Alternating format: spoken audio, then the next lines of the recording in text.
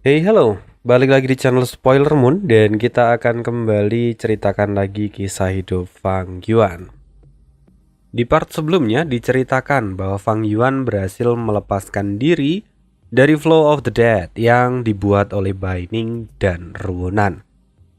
Meskipun semua itu bisa terjadi karena Fang Yuan mereset waktu menggunakan Spring Autumn Cicanda, namun kualitas Fang Yuan juga terlihat dari bagaimana cara dia menghindari alur kematian itu.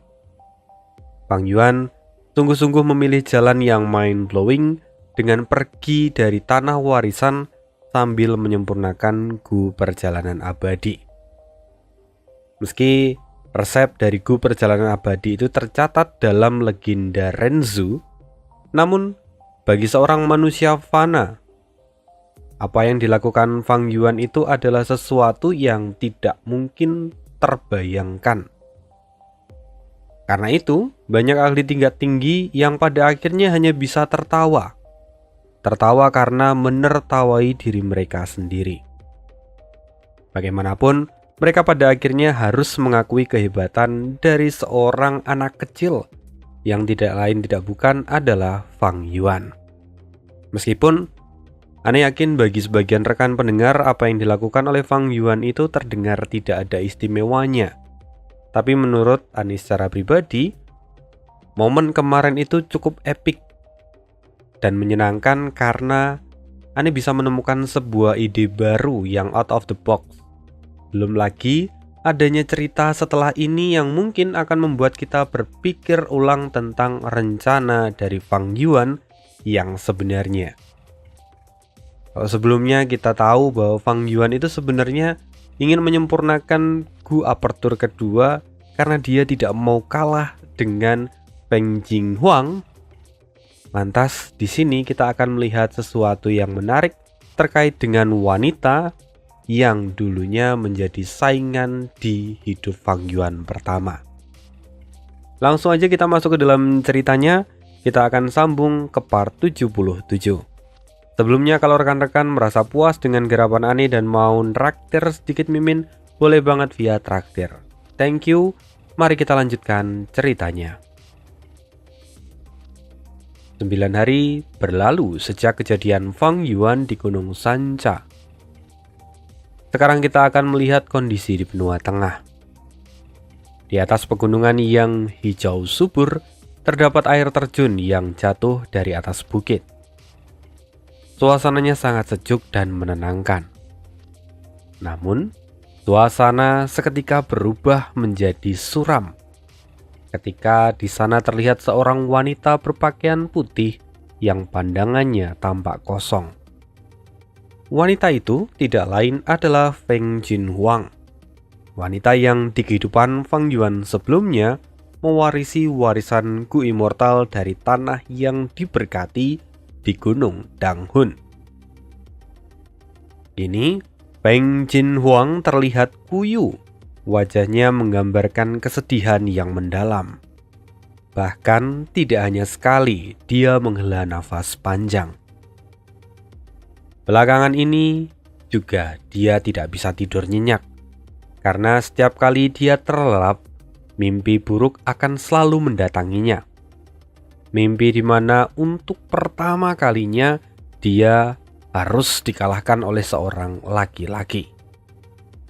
Ketika itu Feng Jinghuang akhirnya mengaktifkan Gu Immortal yang dia miliki dan mencapai Gunung Danghun. Tangannya menggapai tebing di puncak tertinggi.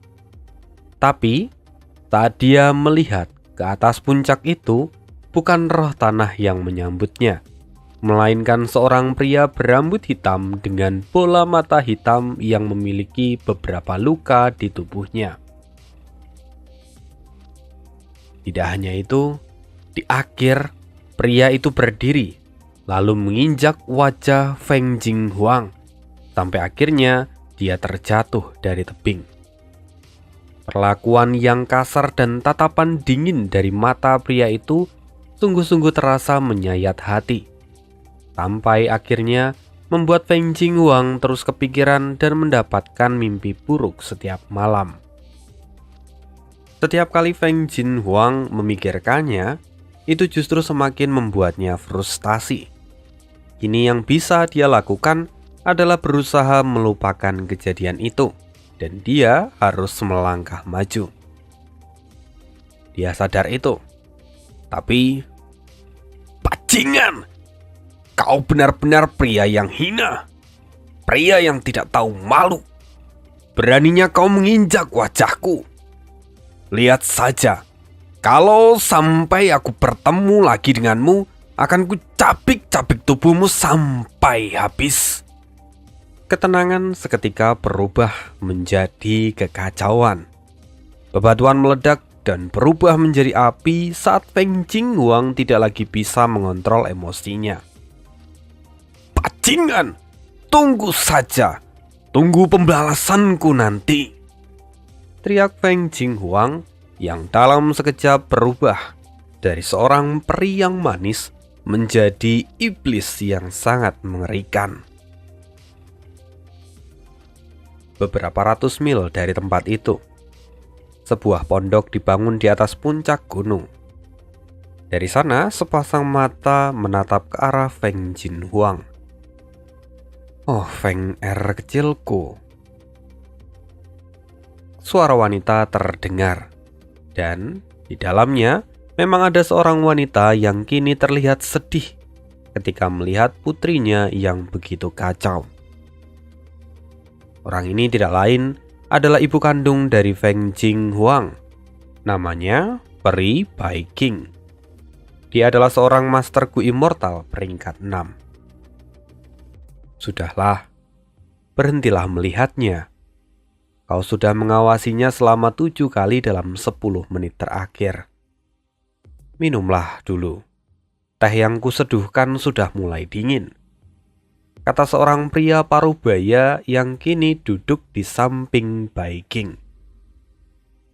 Orang ini adalah suami dari Bai Qing. Namanya Feng Jiuge, atau ayah dari Feng Jinhuang. Minum-minum? Apa yang ada di kepalamu itu hanya minum teh? Apa kau bahkan tidak peduli pada keadaan putrimu? Dia kalah dari orang yang tidak dikenal, tidak diketahui latar belakangnya. Bahkan orang itu sampai menginjak wajah putrimu. Apa kau bahkan tidak peduli dengan itu? Bentak Bai Qing yang kini tampak sama seperti Feng Jinhuang yang sedang marah.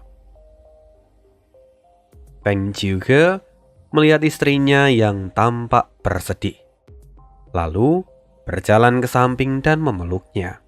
Dengan suara lirih dia berkata, "Jangan menangis.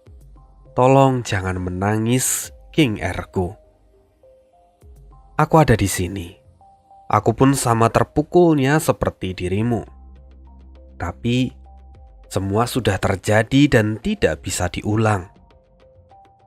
Satu-satunya yang bisa kita lakukan adalah menjadikan ini sebagai proses untuk Feng R. Dengan kekalahannya ini, dia akan menjadi lebih kuat di masa depan. Jika dia terus menang, perkembangannya justru akan mengalami kemunduran. Bahkan jika sekarang putri kita adalah jenius nomor 1, tapi dia masih belum bisa dibandingkan dengan bulan kuno sunyi. Kamu tentu sudah tahu tentang cerita wanita itu. Dia putri Renzu yang kemampuannya sungguh luar biasa. Dia bisa sampai di titik itu karena dia mengalami banyak kegagalan. Dari semua kegagalan yang dia dapatkan, dia belajar dan memperbaiki diri. Begitu juga putri kita. Jika dia terus menang, maka putri kita bisa terjebak dalam masalah yang mungkin tidak bisa dia hadapi di masa depan. Mari, anggap ini sebagai sebuah pelajaran untuknya.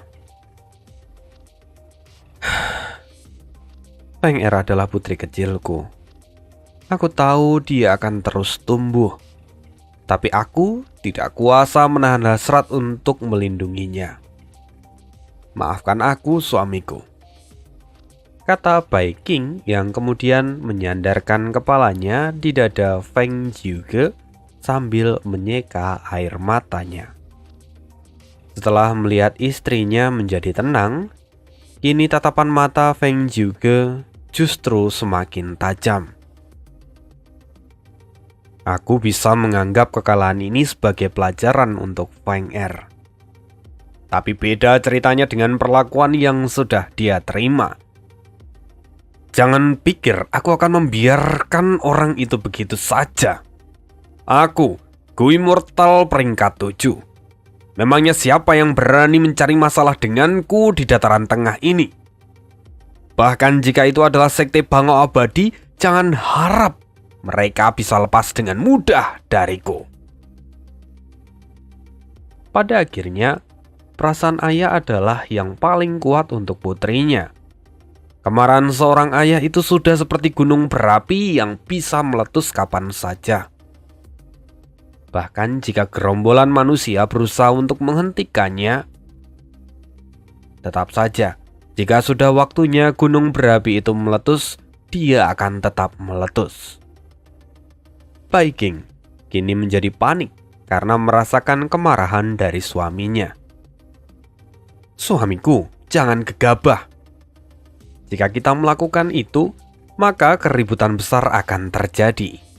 Kamu harus ingat bahwa dulu ketika kamu menyerang 10 sekte teratas, sekte Bangau Abadi juga menjadi salah satu korbannya. Jadi kali ini tolong jangan bertindak gegabah. Jangan membuat masalah seperti itu lagi. Aku tahu, tapi mereka tetap harus membayar dengan harga yang pantas, kata Feng Jiuge yang kemudian menuliskan pesan di dalam Gu Burung Hijau pengantar pesan peringkat 5. Gu Burung Hijau pengantar pesan peringkat 5 itu adalah Gu khusus untuk mengirimkan pesan. Dengan kemampuannya bahkan seorang Gu Immortal pun tidak akan bisa menghentikannya. Dengan begitu, pesan segera dikirim dan diterima oleh para petinggi dari sekte Bangau Abadi. Setelah menerima itu, tentu pada akhirnya mereka semua mengadakan rapat darurat. Mereka tahu bahwa ini adalah situasi yang genting. Apapun yang terjadi, yang mereka hadapi adalah Feng Jiuge, orang yang dulu pernah membuat kekacauan hingga membuat sekte Bangau Abadi mengalami banyak kerugian. Dengan segera, para tetua dari sekte Bangau Abadi pun berkumpul. Feng Jiu sudah keterlaluan. Tuntutannya sungguh tidak manusiawi, kata tetua agung pertama dari sekte Bangau Abadi yang kini tampak sangat kesal. Tuntutan orang itu memang di luar Nurul. Namun, dia adalah tipe orang yang sangat merepotkan. Jika kita menolaknya, itu hanya akan menyebabkan kerusakan yang lebih besar. Tentu, kita semua ingat bahwa orang itu dulu adalah pembuat onar nomor 1 di benua tengah, kata salah seorang tetua. Itu benar. Orang itu dulu memang sangat mengejutkan. Dia keluar sebagai seorang Gu Immortal peringkat 6 dari jalur iblis. Dia menantang 10 sekte besar di benua tengah. Bahkan, dia tidak ragu melawan ahli terbaik dari 10 sekte dan mengalahkan semuanya. Kejadian itu adalah kekalahan yang paling memalukan, sampai-sampai kita harus menggabungkan kekuatan untuk melawannya. Walaupun pada akhirnya semua perwakilan kita juga dikalahkan. Dia bukan orang sembarangan yang bisa kita remehkan. Terlebih sekarang kultivasinya sudah naik ke peringkat 7. Tidak ada satupun yang bisa kita lakukan.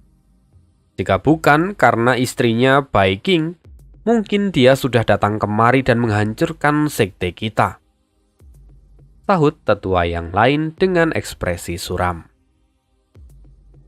Sekarang semua orang tahu akan situasi mereka. Semuanya kini tampak suram. Sampai pada akhirnya mereka kini bersamaan melihat ke arah He Feng Yang. Karena mereka semua tahu bahwa malapetaka ini sesungguhnya dibawa oleh He Feng Yang. He Feng Yang masih tetap tenang. Lalu sambil tertawa dia berkata, "Para tetua pasti sudah mengerti bahwa Fang Yuan bukan anggota sekte kita. Namun, dia adalah saudara dari Fang Zheng, pemimpin murid elit sekte kita di generasi muda." Hah? Memangnya apa hebatnya menjadi kerabat dari seorang anak kecil? Ini adalah masalah yang serius. Kita bisa mengalami kerugian besar jika seperti ini, bentak salah seorang tetua. Tentu saya juga mengetahui masalah itu. Tapi kita harus berpikir lebih objektif lagi. Dengan begitu, kita mungkin bisa mendapatkan keuntungan yang jauh lebih besar, kata He Feng Yang sambil tersenyum. Apa maksudmu? Jelaskan pada kami, kata tetua agung pertama. Tapi sebelum He Feng Yang menjawab, tetua agung ketiga pun tertawa dan dia berkata, "Sesungguhnya aku pun mengerti maksud dari tetua He Feng Yang. Jika kita mengabaikan Fang Yuan dan tidak melindunginya saat itu, maka tanah yang diberkati akan kembali menjadi tempat perebutan di antara 10 sekte besar. Tapi dengan mengklaim bahwa Fang Yuan itu adalah murid kita, tempat itu akan menjadi milik kita." Mendengar itu, He Feng Yang pun tersenyum, lalu mengepalkan tangannya dan memberi hormat pada tetua agung ketiga. Tetua agung ketiga memang sungguh bijaksana. Semua kejadian ini semua terjadi secara tiba-tiba. Siapa yang akan menyangka bahwa akan ada anak berusia 20-an tahun yang menggunakan gu perjalanan abadi dan muncul di puncak gunung Danghun. Bahkan tidak hanya itu, dia juga yang kemudian mewarisi gu immortal dan tanah abadi itu di depan mata semua orang. Kita tidak boleh lupa, gunung Danghun ini ada di dalam gunung Tianti. Ini bukan tempat sembarangan, karena gunung Tianti itu adalah tangga yang menghubungkan dunia dengan istana surgawi. Jika pada akhirnya kita bisa mencapai istana surgawi, pengorbanan yang kita lakukan hari ini itu tidak ada artinya. Bahkan, jika itu disebut sebagai modal awal, nilainya terlalu murah dibandingkan keuntungan yang bisa kita dapatkan di masa depan. Kita harus ingat bahwa sejak awal kita tahu kalau gunung Tianti itu sangatlah berharga. Warisan gu immortal dan jalan menuju istana surgawi. Dengan nilai yang begitu tinggi, seharusnya kita menyerang gunung Tianti tanpa harus menggunakan sayembara seperti sekarang. Tapi, kenapa kita tidak melakukannya? Alasannya sederhana, karena gunung Tianti memiliki roh tanah yang mampu mengendalikan apapun yang ada di dalam tanah itu. Dengan keunggulannya, jika kita ingin menyerang, setidaknya kita membutuhkan 3 orang Master Gu Immortal peringkat 6. Tapi kita tidak bisa melakukannya juga. Bahkan 9 sekte besar yang lain pun tidak akan melakukannya. Kenapa? Karena itu adalah harga yang terlalu mahal. Menyerang dengan menggunakan 3 orang Master Gu Immortal dan tidak ada jaminan untuk berhasil. Memangnya siapa yang berani melakukan itu? Apakah tetua agung pertama mau melakukannya? Oleh karena itu, Fang Yuan adalah batu loncatan untuk kita. Kita gunakan dia untuk menguasai gunung Tianti. Mendengar itu, semua tetua pun menjadi tercerahkan. Kini semua orang bisa memahami kepandaian dari He Feng Yang. Tetua agung pertama kemudian berkata lagi, "Tapi meski apa yang kau katakan itu benar, Sekarang anak itu ada di dalam tanah yang diberkati. Kita bahkan tidak bisa menyentuhnya, apalagi mengajaknya berdiskusi. Lantas apa yang bisa kita lakukan untuk mengambil seluruh tanah itu? Tetua Agung tidak perlu cemas. Ini hanyalah masalah kecil.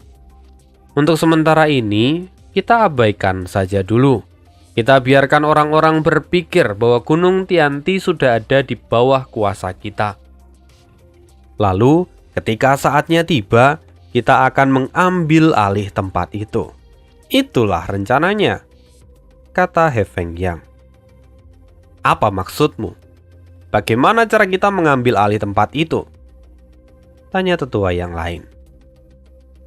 Saya sudah memiliki rencana. Dalam rentang waktu tertentu, tanah diberkati akan mengalami bencana kesengsaraan. Di saat itu tanah diberkati akan melemah dan roh tanah pun akan kehilangan sebagian besar kekuatannya. Ketika hari itu datang, maka kita bisa menerobos ke dalam tanah yang diberkati dan menangkap bocah itu. Bahkan, jika dia dibantu oleh roh tanah, dia tidak akan bisa menghalangi kita, kata He Fengyang sambil menyeringai.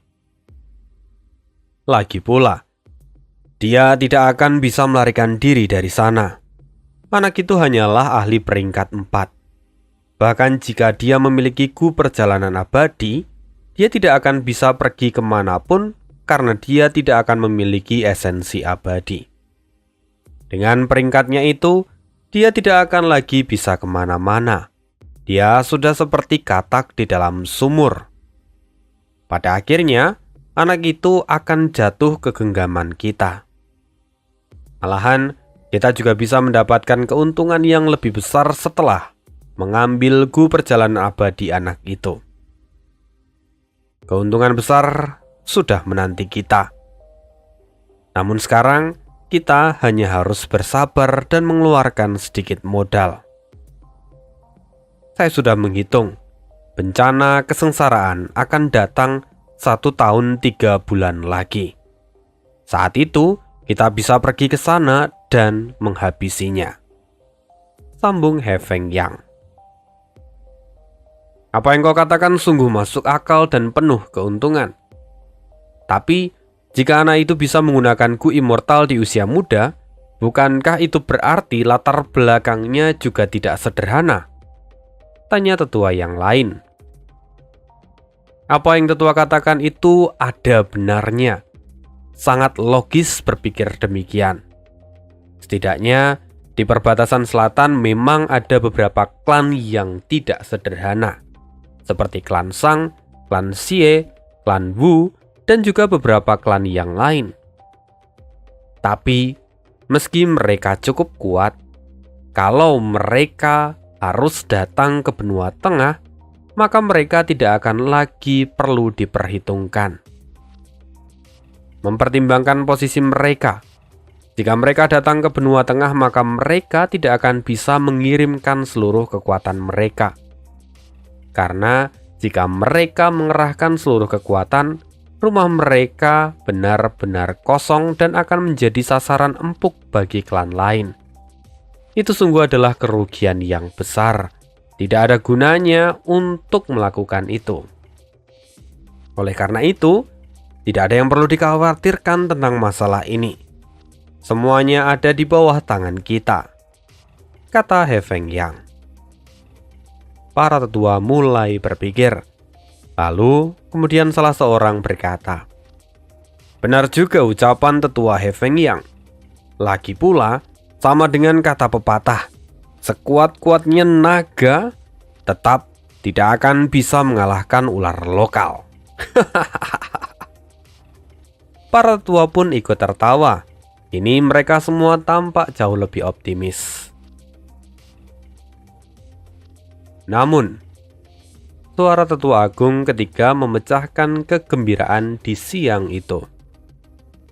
Bagaimanapun, masih ada sebuah keraguan yang tersisa. Aku bahkan tidak bisa menjawabnya. Bagaimana bisa anak itu sampai ke Gunung Danghun? Bahkan jika dia menggunakan gu perjalanan abadi, setidaknya dia harus memiliki gambaran yang jelas tentang Gunung Danghun. Kalau tidak, maka dia tidak akan pernah bisa sampai ke sana. Lantas, bagaimana cara anak itu mendapatkan gambaran tentang puncak Gunung Danghun? He Fengyang pun mengangguk. Apa yang tetua ketiga katakan itu juga benar. Saya sendiri juga belum bisa menemukan jawabannya. Namun, jika memang kita telusuri benang merah yang ada, mungkin anak itu mendapatkan gambaran ini dari warisan laut darah. Apa? Warisan laut darah? Mata para tetua pun terlihat terkejut. Benar. Mungkin semua ini ada kaitannya dengan warisan laut darah. Semua terjadi di masa lalu, di mana salah seorang murid dari sekte kita membelot lalu melarikan diri ke perbatasan selatan. Selama itu, saya mengutus Tianhe untuk menelusuri jejak pengkhianatannya serta mengambil kembali warisan laut darah yang dia bawa. Beberapa tahun yang lalu, Tianhe akhirnya kembali dan memberikan laporan bahwa saat dia menemukan pengkhianat itu dan hendak mengeksekusinya, anak ini entah muncul dari mana. Dia sudah ibarat semut kecil yang muncul begitu saja. Lalu anak itu merebut gu tengkorak darah. Tidak berhenti di situ.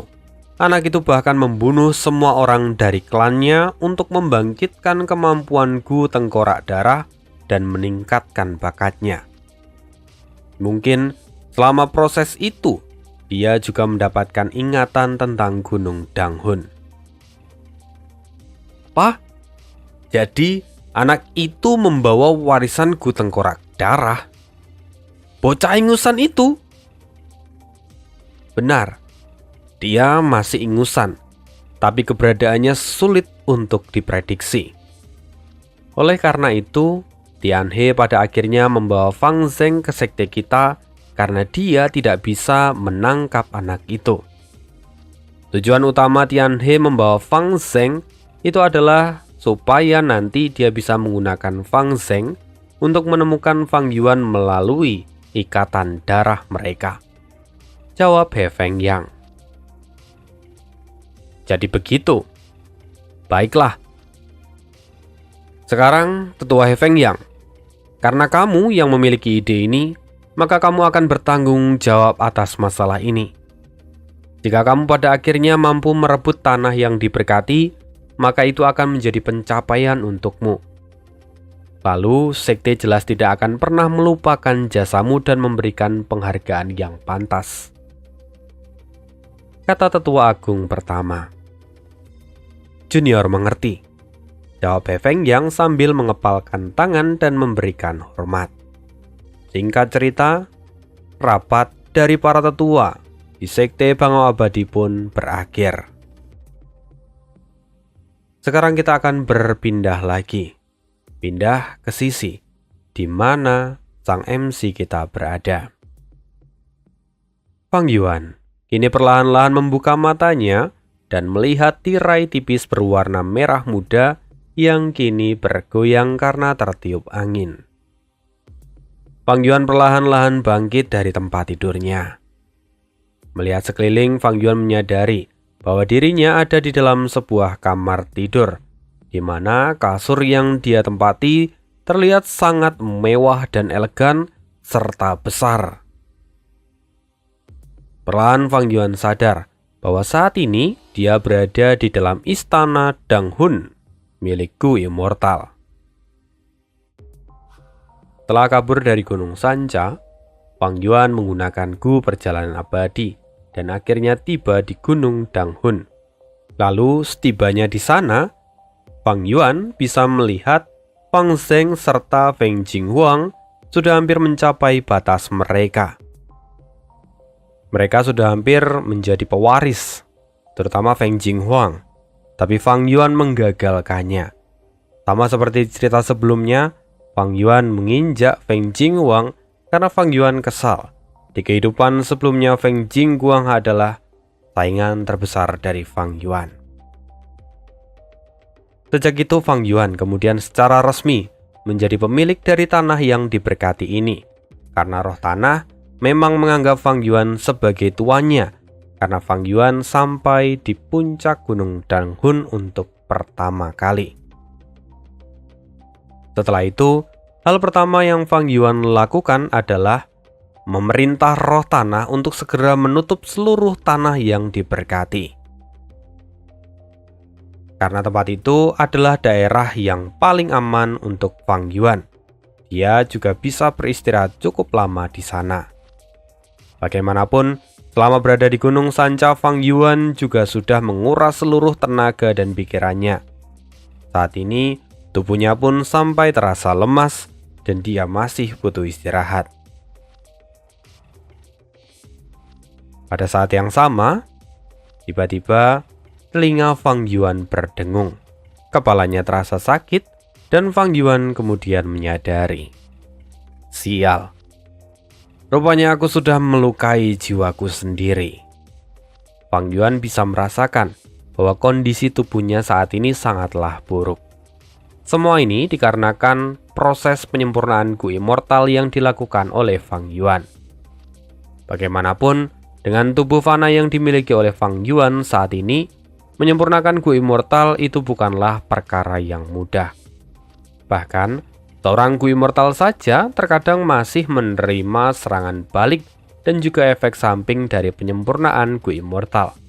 Apalagi Fang Yuan yang hanya seorang manusia di tingkat fana. Bagaimanapun, fondasi kekuatanku masih terlalu lemah. Oleh karena itu, aku mendapatkan dampak sebesar ini. Namun untungnya, sekarang aku berada di Gunung Danghun. Dengan begini, aku bisa beristirahat dan kemudian menyusun ulang strategiku.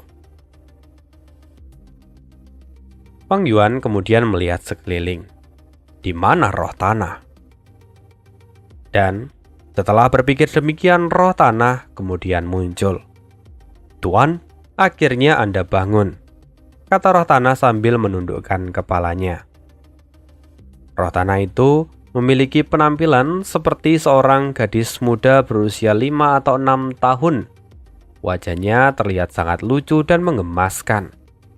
Dia tampak mengenakan gaun berwarna-warni dan memiliki ekor rubah seputih salju. Tuan, ketika kamu tertidur, tanpa perizinanmu, aku berinisiatif untuk menyembuhkan luka di lengan kirimu. Awalnya aku juga ingin mengganti pakaianmu, tapi sayangnya di sini tidak ada pakaian yang cocok dengan ukuran tubuhmu, kata roh tanah. Mendengar itu, Fang Yuan mengerutkan keningnya lalu berkata, pakaian tidaklah penting. Jadi sudah berapa lama aku tertidur? Apakah selama aku tertidur ada musuh yang kuat yang mencoba untuk menyerang tanah yang diberkati ini? Tuan, kamu sudah tertidur selama 7 hari, dan selama itu tidak ada siapapun yang menyerang tempat ini, jawab roh tanah. Jawaban dari roh tanah itu membuat Fang Yuan sedikit berseri. Bahkan Fang Yuan tidak menyangka kalau He Feng Yang dari Sekte Bangau Abadi akan membelanya dan menghalangi serangan dari ke-9 sekte lainnya. Ini Fang Yuan tidak tahu. Tapi alasan lainnya adalah tanah yang diberkati ini tergolong masih sangat muda, dan roh tanah juga memiliki banyak esensi abadi. Sehingga para Gu Immortal di luar sana tidak memiliki cara untuk masuk ke dalam tempat ini. Di kehidupan Fang Yuan sebelumnya, 500 tahun yang lalu Fang Yuan pernah bersekutu dengan 10 orang Gu Immortal jalur iblis untuk menyebu tanah ini. Tapi pada akhirnya Fang Yuan hanya bisa memiliki kemenangan yang tipis, karena hanya dirinya dan Song Zong yang mampu bertahan. Song Zong sendiri adalah putra dari Song Zixing, seorang bintang dari jalur iblis. Tapi di zaman sekarang Song Zong belum dilahirkan. Dan saat itu Song Zong mewarisi warisan ayahnya yang mendapatkan kekuatan sangat besar. Bahkan Song Zong menjadikan Fang Yuan sebagai batu loncatannya. Karena itu Fang Yuan juga merasa kesal pada Song Zong. Mari kita bahas itu di kesempatan yang lain. Kembali memikirkan masa lalunya, itu membuat Fang Yuan hanya bisa tersenyum masam. Sekarang semua sudah berubah. Setelah ini, aku akan mencari kesempatan untuk membunuh Song Zi. Dengan banyaknya perubahan di kehidupanku ini, aku tidak sabar menantikan momen seperti apa yang akan mempertemukan kami. Gumam Fang Yuan sambil menyeringai. Di sisi lain, Song Zi itu adalah seorang masterku yang memiliki warisan dari Laut Darah, di mana warisannya tidak lain adalah kelelawar darah. Sesungguhnya, ini adalah salah satu warisan yang kemudian akan diincar oleh Fang Yuan. Jika aku bisa memiliki kelelawar naga darah itu, maka aku bisa mengendalikan kelelawar darah lainnya tanpa batas. Terlebih lagi di kehidupanku sebelumnya, aku memiliki keterampilan yang hebat dalam mengendalikan mereka. Namun tentu saja, itu adalah rencana di masa depan. Untuk sekarang, aku harus memanfaatkan tanah ini untuk melanjutkan proses penyempurnaan Gu Aperture keduaku. Setelah berpikir demikian, Fang Yuan kembali bertanya pada roh tanah. Roh tanah, berapa lama lagi tanah terberkati ini bisa bertahan? Tuan, aku juga ingin mengatakannya padamu.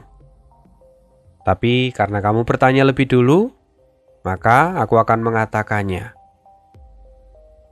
Tanah ini sudah mengalami 5 kali bencana kesengsaraan.